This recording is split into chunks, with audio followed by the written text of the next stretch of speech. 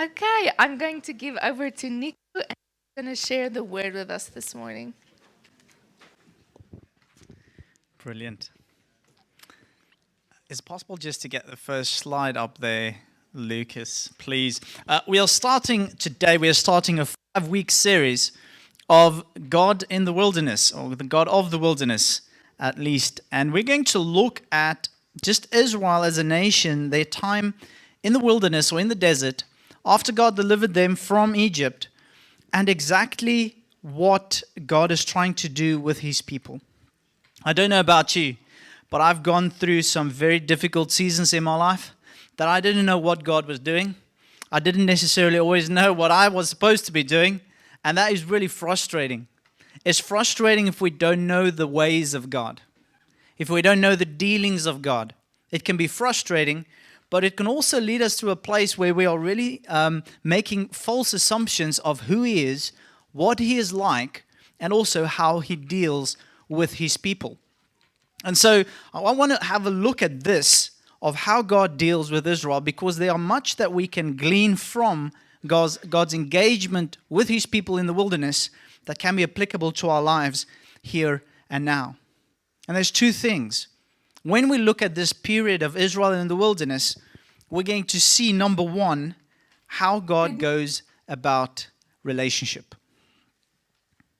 All of us have some values that we utilize, we employ when we're in relationship with other people. There are some things that we value, that we pursue, and that we actually demand in relationship. There are some things that are not values to us that we hold to, but that we will say, I will not go here in relationship. And so when people know you and when people know your values, they know what type of relationship they're going to have with you.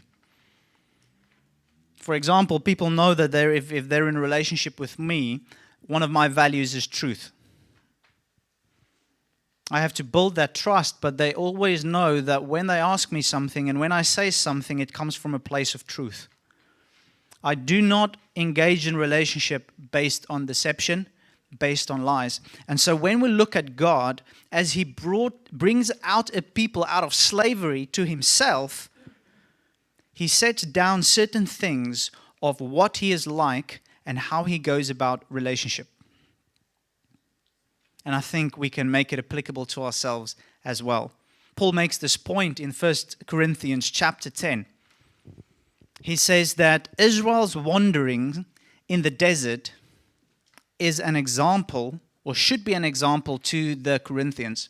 He's actually using it in a negative sense. But he said that what you see about Israel and their dealings with God and His dealings with them should serve as an example for you, because they were living, especially the Corinthian church, they were living in idolatry, serving idols, eating at the tables of food sacrificed to idols. And Paul says the following. He says that don't be like the Israelites who served idols. Don't be like them, who lived in sexual immorality, and God judged them, and 23,000 of them died in one day.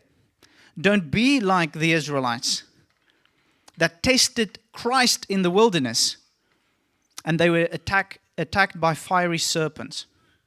Don't be like the Israelites who grumbled, and they were destroyed by the destroyer. Look at them, because they serve as an example for you. They serve as an instruction to you on two parts. And that's what we're going to explore over the next 5 weekends. The first thing is how God engages with His people. What can we understand about the very nature and the character of God when He enters into relationship with a nation, or when He enters into relationship with an individual, or in our case, the church? And number 2, what is the appropriate response to Him? So what I want to do today, because we are doing the dedication as well, I really just want to set the stage, if you will. I really just want to set the stage. I want to give you an overview of what we're looking at, and then next week, we are going to, they tell me that if I hold the microphone down at the bottom, I'm breaking connection. I don't know how true that is, but let me go with their suggestion. So we're going to have a look at that. I'm just going to give you a brief overview. So what are we going to get out of the next couple of weeks? A couple of things. We will be asking ourselves what God was doing with Israel and also what their response was to God. Now remember, we're going to look at a period after God delivered his people from Egypt.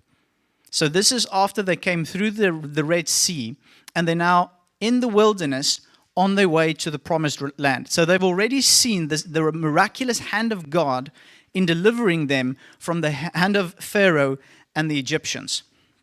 We'll also consider what underpins Israel's relationship with God and explore those dynamics.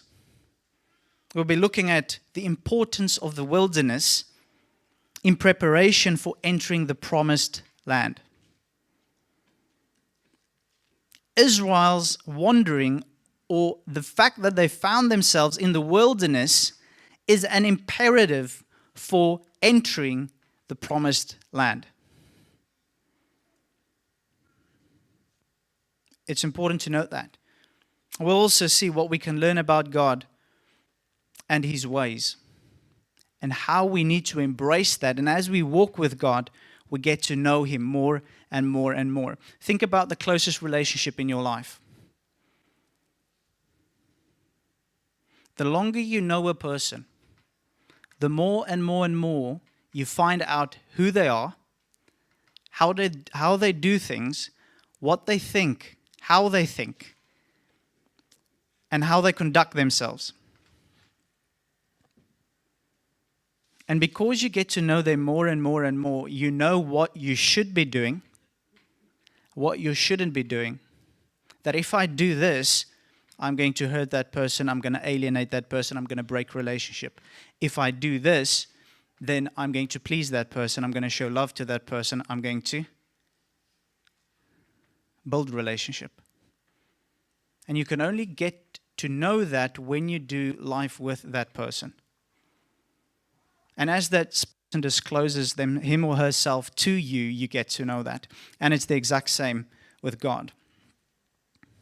And then, when we go through periods and times in our own lives when we say we feel like we're in the wilderness,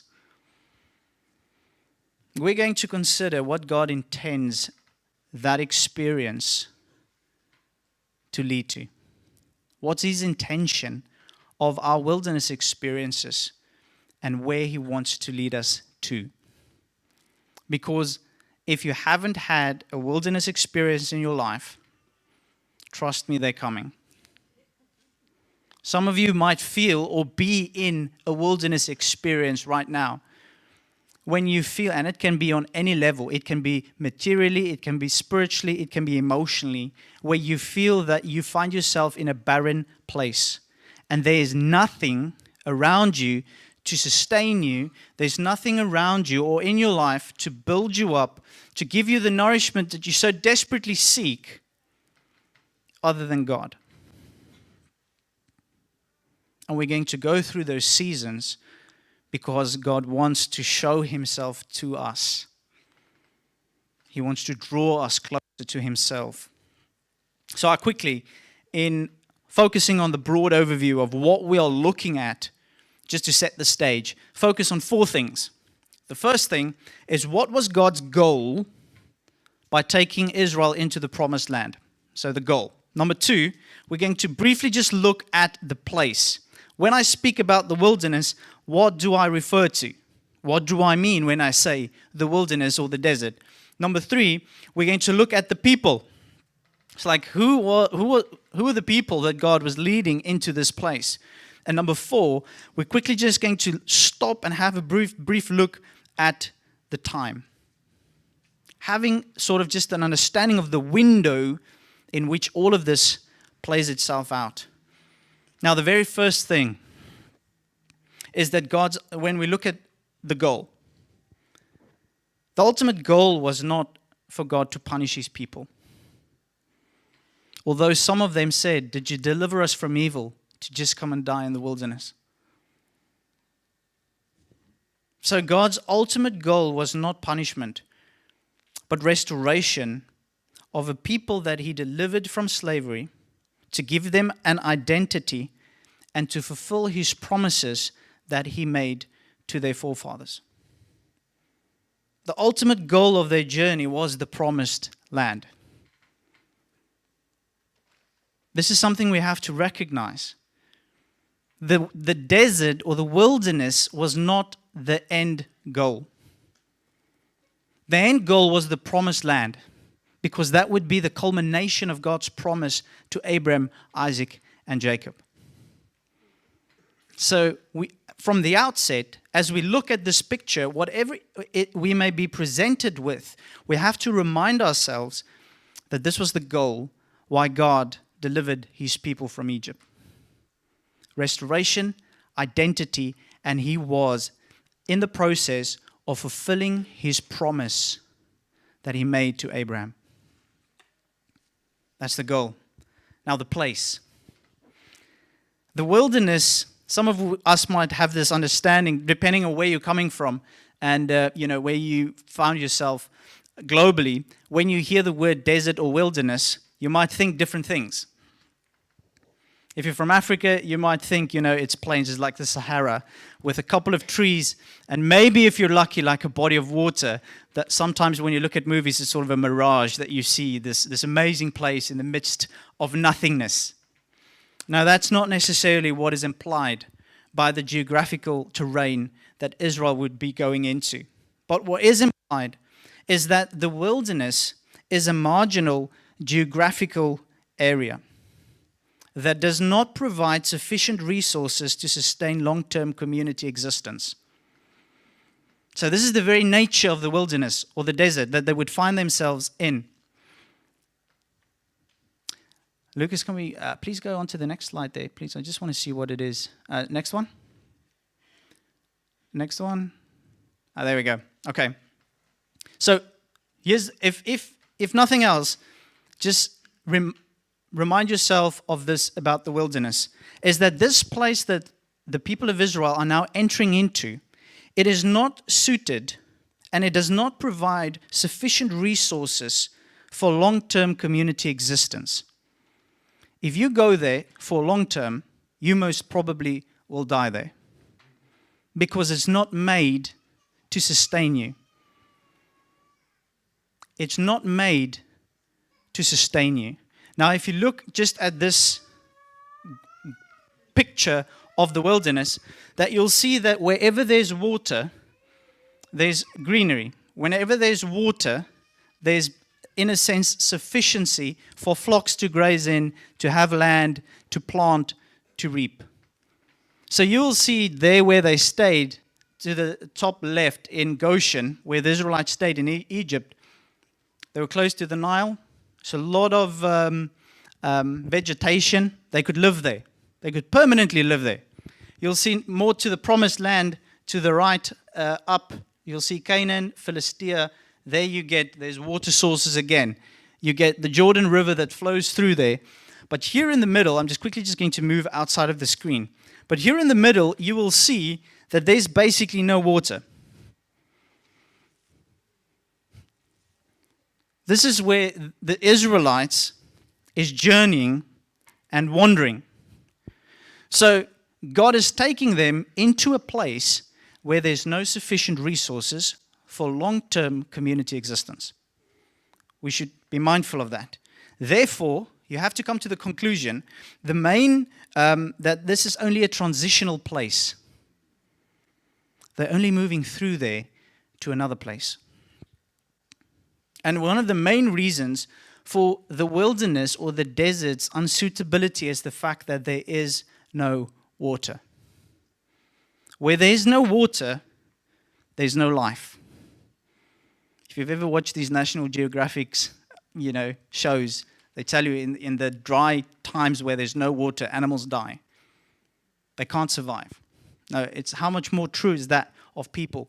If there's no water where you are living, staying, moving about, you cannot survive.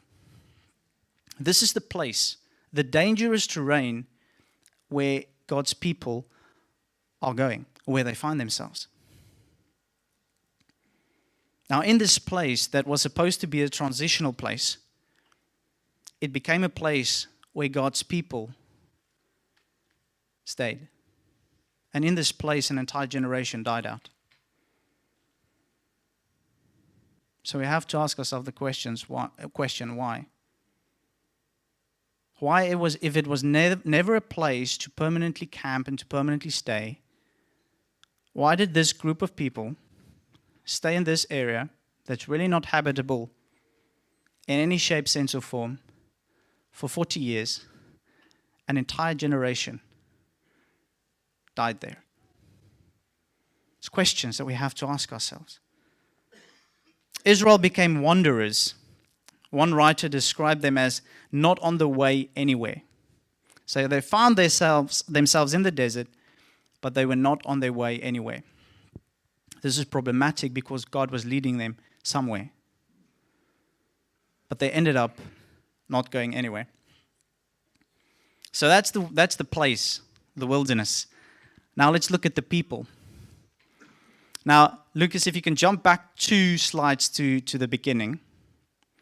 So here you'll see in Exodus chapter 12, it says that as God delivered his people from Egypt, it says that 600,000 men on foot, besides women and children, came out of Egypt, was going into the wilderness. Now they say if you include the women and children, you're ending up with a community of people that's around about 2.4 million people. So not only is it one person that's trying to survive in the wilderness, it's 2.5 million people that find themselves there. Now, if to give you more, just an understanding of how many people they were, let me give you a statistic. According to the Office of National Statistics, in March 2021, they did a survey or a census of people living in Thanet. There were only 140,600 people living in all of Thanet. That means the amount of people finding themselves in the wilderness was 17 times more than the total population of Thanet in March 2021. Okay. Now, I did some research. How correct this is or not, I do not know. Okay. But it's food for thought.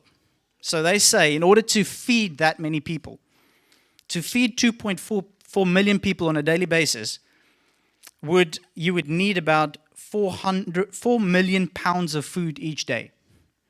That means you would need 3 freight trains that's each a mile long to deliver the food to that many people. Okay, number one. If you want to give that amount of people water, you will need 11 million gallons each day. And you will need a freight train with tank cars that's 1,800 miles long. Okay. Just to keep these people alive in a place that doesn't have any resources or food or sustenance. Now we all know they went through the Red Sea. God parted the Red Sea and they walked through. Now, many times in the depictions of art and all of those type of things, we think that they walked through side by side, like a single file, 2 people walking through the sea. If that was the case, the line would be 800 miles long, 800 miles, and you would require 35 days for the people to walk through the Red Sea. So the sea had to be parted at least 3 miles for that amount of people to get through the sea. Okay, so we've looked at the goal. We've looked at the place. Now you see how numerous the people were that moved into that place that is technically unlivable. And now let's look at the time. And at the time, I quickly just want to mention 2 things. Lucas, if you can go forward, let me just quickly have a look here. Yes, let's stop here. Now, if you look at the map that I showed you, to go from where they were, the quickest route to the promised land, 11 days. Okay? from where they were in Egypt to the promised land, the quickest route, 11 days. What God intended for them, 2 years and a couple of months. What they ended up with, 40 years. Okay, so let's see here. In Exodus 13, it says, when Pharaoh let the people go, God did not lead them by the way of the Philistines, although that was near. For God said, lest the people change their minds when they see war and return to Egypt. But God led the people around by the way of the wilderness towards the Red Sea. So the quickest way was 11 days. But God said that way is by the way of going through the land of the Philistines. And they would inevitably go to war with them because the Philistines were a warring people. So God said, if I take them by that route, they will become discouraged and they will go back to Egypt. So I'm not going to do that. I'm going to take them down next to the Red Sea, around and up again. That's the wisdom of God. God said this himself. Okay, if we can go on to the next one, Lucas, I'm mindful that we are a bit pressed for time. Here is what we mean by the wisdom of God. Wisdom, in a biblical sense, is the power to see and the inclination to choose the best and highest goal together with the surest means of attaining it. So God said, I want to get my people to the promised land, but going the shortest route is not the surest means of attaining it. Therefore, I'm not going to send them that way. If you can go to the next one, please, Lucas. So this was when they came to Mount Sinai. In the second year, in the second month, on the 20th day of the month, God commanded Moses, and they moved from Mount Sinai on the way to the promised land. If you can quickly just jump back to the image, Lucas, I'd really appreciate that. So that verse focuses on them when they were here. If you have a look here, this is Mount Sinai. This is 2 years after they came out of Egypt. Now, God intended for them to, by stages, move out and inherit the promised land. But that's when you see many things go off track. So according to God's plan and purpose, his people only had to be in the wilderness for just over 2 years before they had to go into the promised land. But they ended up spending 40 years there. Now there's a couple of things as we come to a close, a couple of things that we have to ask ourselves. A couple of things. In your life with Christ, with God, are you at the moment, are you transitioning? Are you in a period or an area of the wilderness that you're only passing through? Or have you settled in your wilderness experience? Are you transitioning or have you settled like the Israelites? Number two, if you're in a season that you find yourself in, is it because it's God's wisdom, or is it because of your own sin or rebellion against God? Is God keeping you there because it's his wisdom in dealing with you and with me? Or are we finding ourselves there because of our own sin and rebellion against him? Things to think about, because these things will play itself out as we look more in depth at Israel. So just these four things. Remember, look at them. Number one, the goal. God was restoring his people, giving them identity, bringing them into relationship with himself, and ultimately bringing them or sending them to the promised land in order to fulfill the promise he made to their forefathers. Number two, the wilderness was a place that did not have sufficient resources to sustain long-term community existence. There's no water. Number three, the people. 2.5 million people finding themselves in that place because God led them there. And number four, the time. In God's wisdom, he didn't take them the shortest route, which would have taken them 11 days. He wanted them actually just to be in the wilderness for 2 days and a couple of months. And we'll have a look at why that is the case. but they ended up spending 40 years in the wilderness. And a whole generation died there. So think about that. Next week, we're going to pick up with that and going a look more into the engagements God had with these people and what we can glean from that, how we can apply that to our own lives. It's going to be really fascinating. It's going to be really challenging, but it's also, I'm trusting, it's going to open up your eyes to a total understanding or a greater understanding of God's ways, how He does things, and how we should respond and live with Him as we get to understand His ways.